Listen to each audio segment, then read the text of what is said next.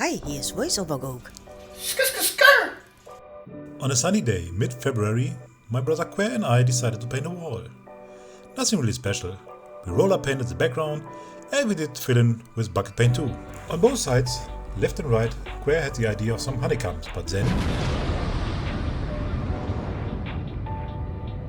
Nah, but you can see I did it the wrong way. Tried to fix it, but it looked like sheesh. So I fixed it with some more bucket paint.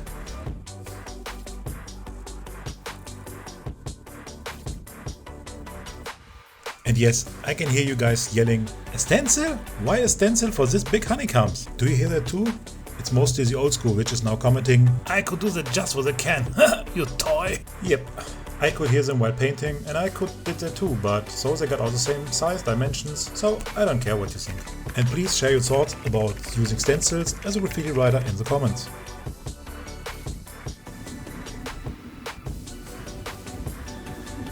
Then we had the idea of one or two of these honeycombs falling out of the piece.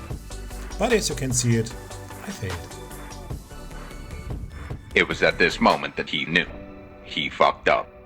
So I painted two of them black again and two falling out of the piece.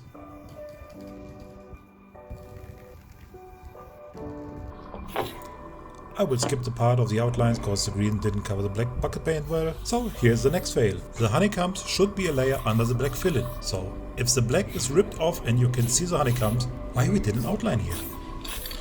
Thanks Quer for this perfect idea. Once again I look like a professional in my video. Professional.